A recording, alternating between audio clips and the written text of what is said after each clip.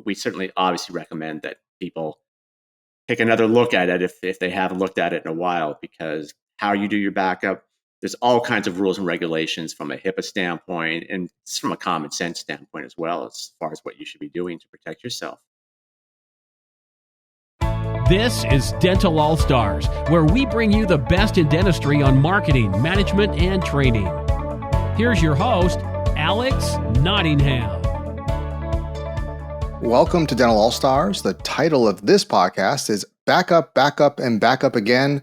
Our guest is Dr. Lorne Lavine, and he's a digital dentist. Dr. Lorne Lavine is a digital dentist, a former periodontist turned cybersecurity, IT, and HIPAA expert for dental offices. Dr. Levine lectures and educates globally to keep dentistry safe from all the various cyber threats. Please welcome Dr. Levine.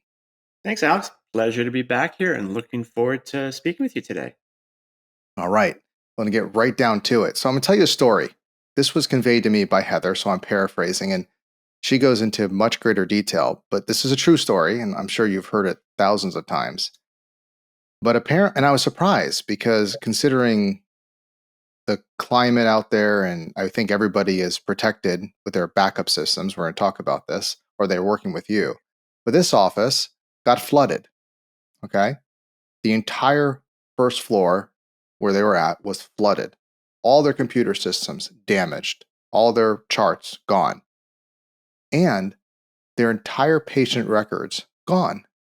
And I said to Heather, well, it's not a problem because it would be backed up. Apparently not. It was all backed up locally. Well, I said, wouldn't it be online? Nope.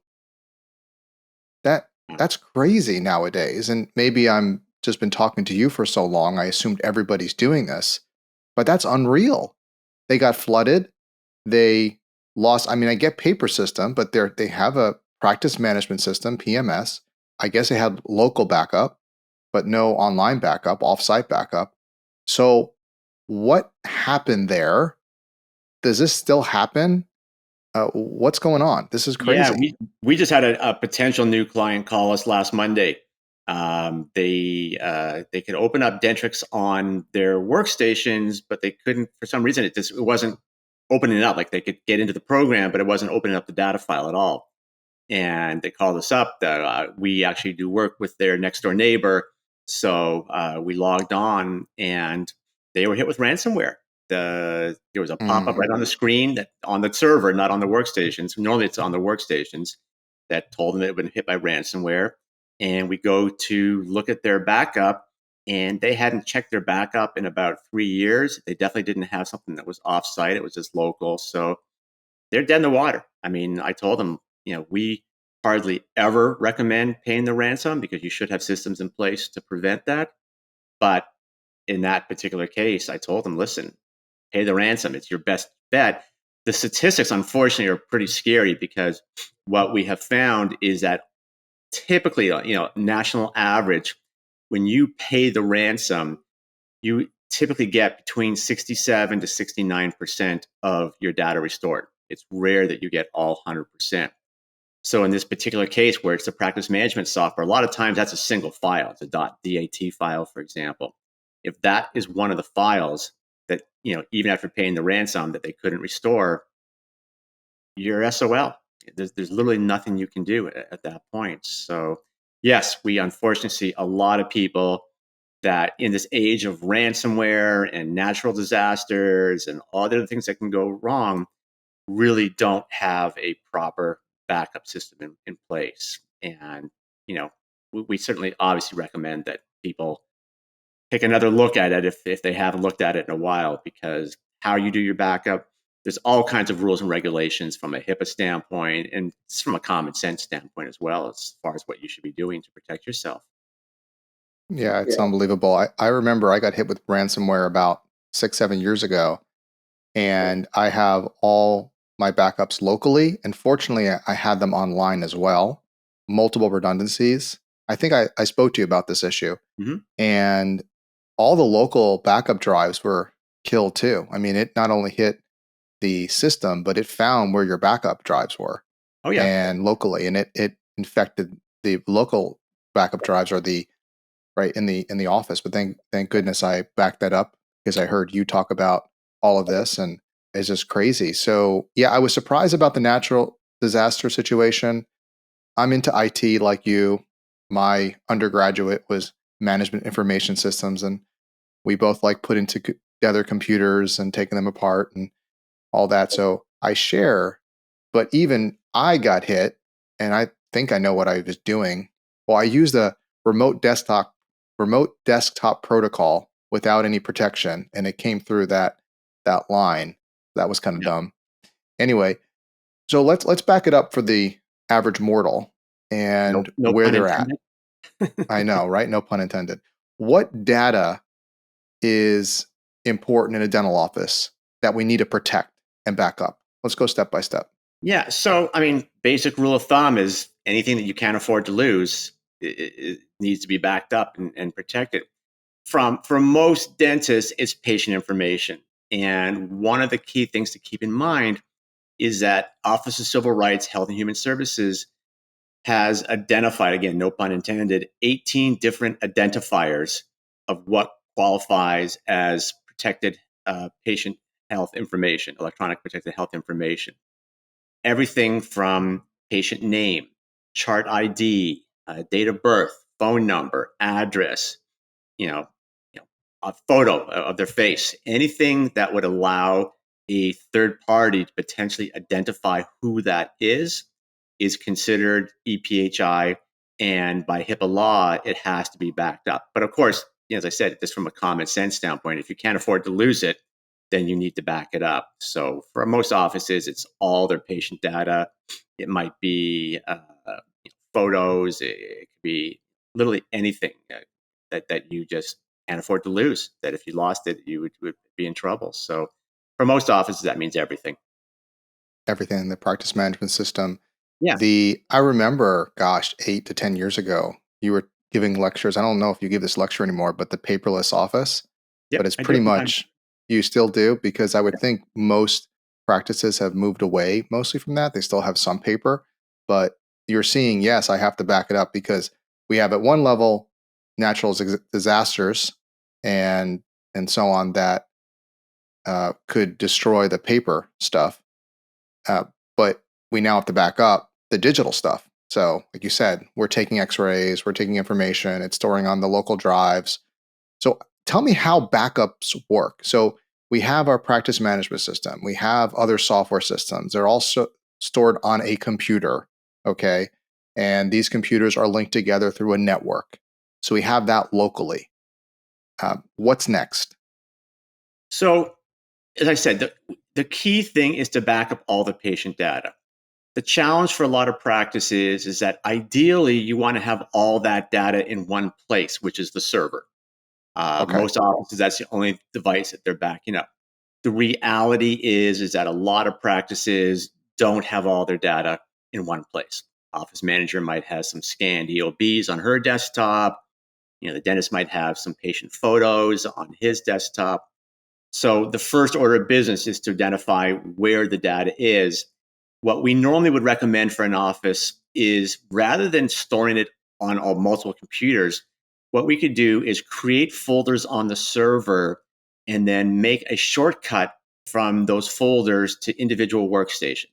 So the office manager would have one on her computer that says office manager, and the dentist might have one on his desktop that says dentist. Save any information that you want to save into that folder, because even though it looks like it's being saved to your desktop, it's actually being saved to the server. There are HIPAA laws that say, number one, you have to encrypt data, which is a lot easier to do on a server than it is on a workstation. And that number two, you need to back up any data. Again, if it's all in one place, then that's half the battle there, is making sure that you're actually backing up the information that you have. The real then issue becomes, well, how am I going to back it up? And am I going to do it so that it is easy to restore? And am I following all best practices for security? As I kind of alluded to, there are a number of HIPAA rules when it comes to backup. It has to be encrypted for obvious reasons. One of the things that is difficult but not impossible for ransomware, a ransomware can easily hit non-encrypted data, it's much more of a challenge effort to hit encrypted data.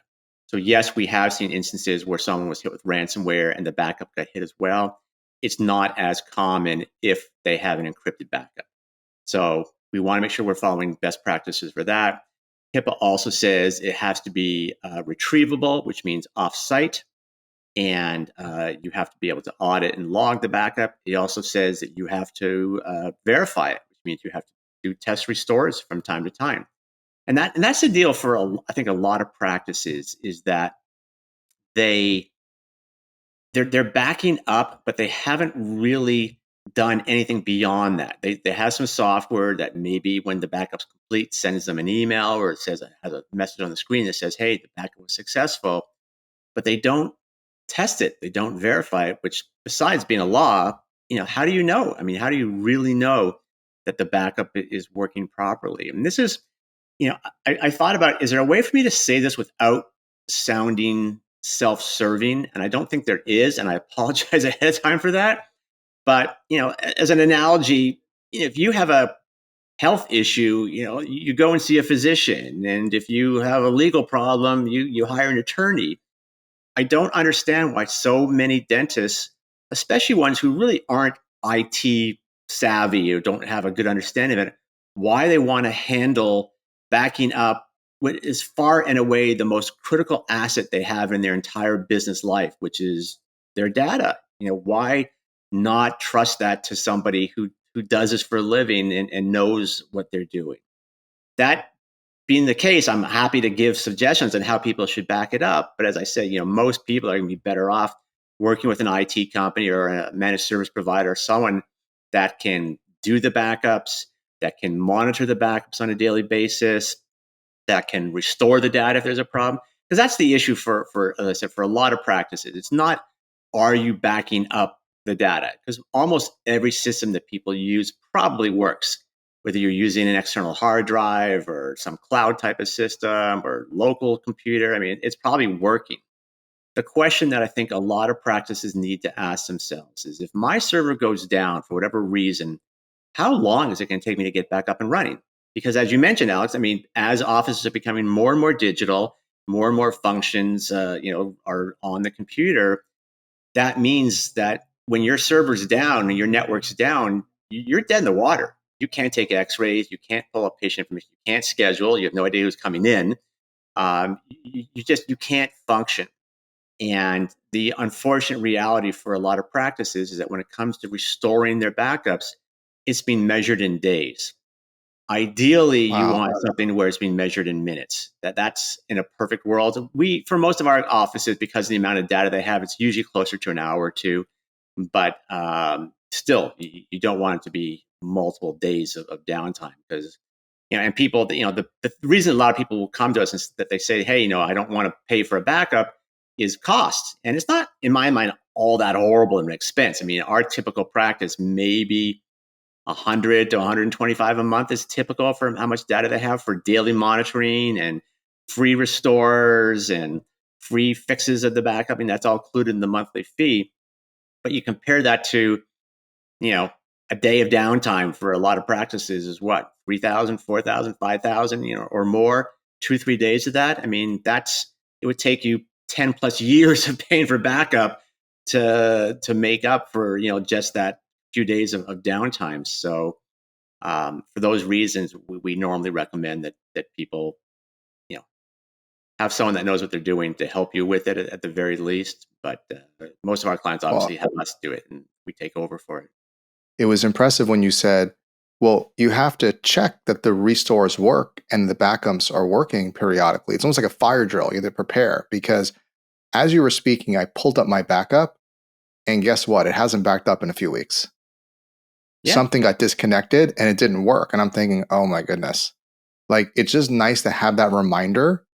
And then you're right. Is your restore system working? And I think this is not a tactical response. There are tactical aspects, but you have to have a big strategic view. For example, one might say, well, I'm just going to do everything online and just do cloud-based, because then if anything goes down, I have the backup. But here's a problem. What if your internet goes down? then you can't operate. So you have to make sure that that can go. And better have a high-speed internet to transfer all those spot files so quickly. So I know what you recommend typically, I believe, correct me if I'm wrong, but it's a hybrid approach. You have to have local systems so you have the speed, and then you have the online systems to back up other data. Is that kind of your approach? Yeah, so we take a two-pronged approach to it. 99.99% of the restores that we do are from a local backup. Way faster. We've got the whole server there. What we recommend is what's called an image-based backup. The better way to describe it is a snapshot. We take a snapshot of the entire server, not just the data, the program files, the network settings. We create a virtual copy of that and put it onto another device. In theory, it can go onto an external hard drive. The challenge with that is that you need to move that over to another computer then when you go to restore it. So what we normally recommend is put it onto, say, a dedicated computer just for that. So you can do like a full-blown server, like basically have a second server in the office. That's usually not that cost-effective for most people because servers are $3,000-$4,000. So what we would recommend is get like just a normal Dell computer, put a large hard drive in there, 3 terabytes, 4 terabytes, so you can have multiple copies of the data. And we put that virtual copy of the server on there. Office calls us up, the server's gone down for whatever reason. We fire up that virtual copy. And as I said, that's just a matter of minutes. Once that virtual copy is up and running, as far as every other computer on the network is concerned, the server is up and running again. You can pull up your practice management software. You can pull up your digital x-rays. It's as if the server never went down. Of course, if it happens in the middle of the day, it's only as good as your most recent backup. We normally do the backups at night. So in theory, if your server goes down at the end of the day, you have the possibility of losing that day's worth of data. There's ways around that as well. But as you mentioned, that's not going to help you if there's a flood or a fire or theft. That's part of the reason why HIPAA, part of their regulations, is that the backup is retrievable, meaning offsite. In the past, and still we have some people to this day that still do external hard drives that they take home with them. And there's not a reason not to do it. One of the beauties of having a device that's not connected to your network, we call it air gapped. A ransomware can come in and hit the whole network, hit the backup. It can't hit an external hard drive that wasn't plugged into the computer at the time. So if you have something that's at home or offsite or whatever, that will potentially help you. Most of the better backup programs out there won't back up corrupted data. So that's the fear that a lot of people have. Is like they say, hey, what if I get hit with ransomware on my local backup? And then when I do the cloud backup, the cloud also gets hit with that virus. We haven't seen that. It doesn't mean it can't happen. It just means that it hasn't happened yet because of the fact that the backup software is smart enough to say, hey, this file is not the same as the file that it's supposed to be, like that I have in my, it actually compares, like anytime we do a backup, it's called an incremental backup, where it compares what's on your server versus what's up in the cloud. And if they're the same, then great, it's going to do the backup. But if it notices something's wrong with that file, it's not going to actually back it up.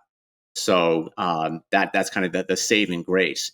But you definitely need to have something that's offsite. So that's why I'm a huge fan of cloud. From a dentist office standpoint, it just means it eliminates you from the equation. Dentists have more things to worry about. It's kind of nice, especially if you have an IT company handling it for you, that you go home and you're done. We certainly, we would set up a system that anytime there's a failure, you would get an email. We get an email. We have I have a full-time technician that all he does is backup. We have about 150 offices that we're handling, backup specifically for that office. And the first thing he does when he comes in at 6 o'clock in the morning is to check the logs, see, have any backups failed. And usually for those 150, we'll see 8 to 10 failures. And usually it's because their internet was down, or, the backup got full, or the server went offline for whatever reason. We fix the issues, and, and it usually runs perfectly the next day. So, but yeah, you have to have that double layer of protection, because You want the speed restore from that local backup, but for a true disaster, you want to make sure that you've got the data offsite so that you can restore from there. The other problem with doing an online only is, it's not just if your internet goes down, but internet is, sometimes it's just not as fast as we want it to be. And in the past, when people only had practice management data that might have been a few hundred megabytes of data, it took us 5-10 minutes. I mean, it wasn't a big deal. Now, our typical office has 100, 200, 300 gigabytes of data between, X-rays and cone beam and all this stuff. You're talking, even with fast speeds, many, many hours, if not days, just to download that data.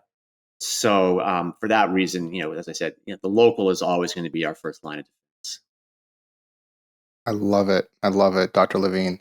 It's I see, again, there's so many layers to this. It's not a simple just get this backup system. I mean, you really got to step back for a moment and see that, look, natural disaster, malware, there's so many areas that are looking to, what is that? Murphy's Law. All right. Something's going to happen here. And so we have to protect against this. And I like what was that quote? Did you give it to me again about, what is it? An ounce of what? An ounce of prevention is worth a pound of cure. In this particular case, it might be worth like 2 tons of cure because, Wow.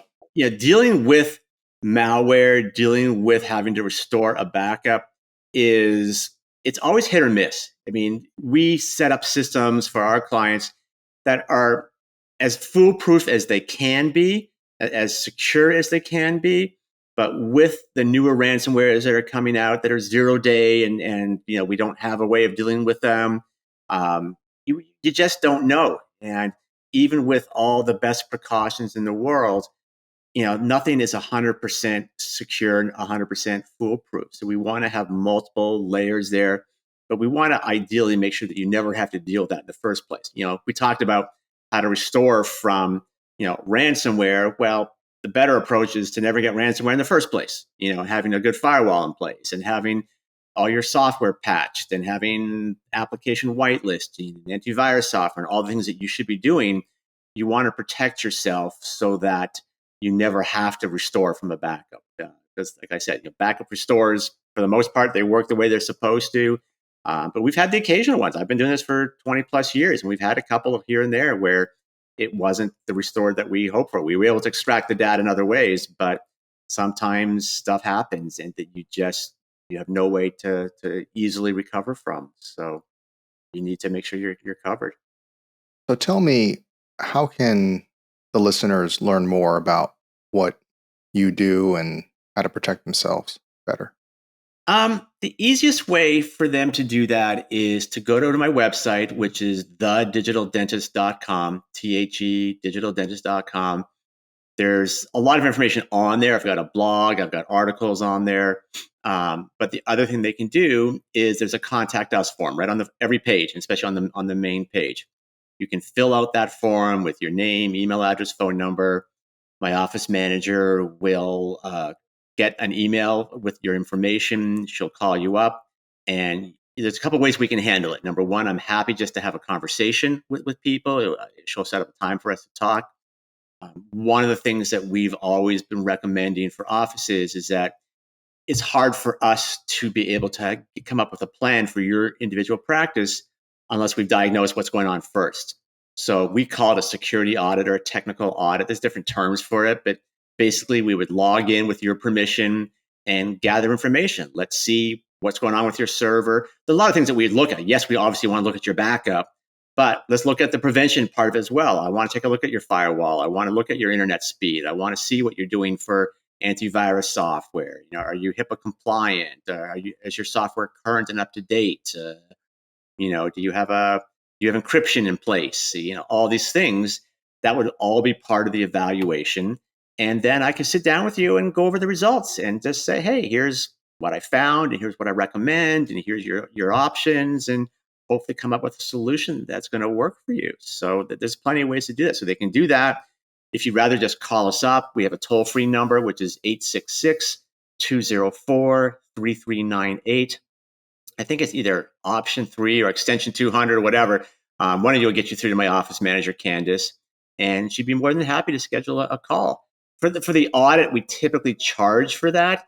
But obviously, you and I have been friends for a very long time, Alex. You've been a big supporter of us and vice versa. We will waive that fee for any All-Star Dental Academy or All-Star podcast listeners. So anyone that just mentions that they heard me on the podcast, we'll do that at no charge. So we're happy to do that. Yeah, my followers like free. Well, definitely take a look at The Digital Dentist, and remember to follow us on Apple Podcasts, Spotify, and YouTube. Get the episodes as they are released, and share with your friends all this great content that we're doing together. And until next time, go out there and be an all-star.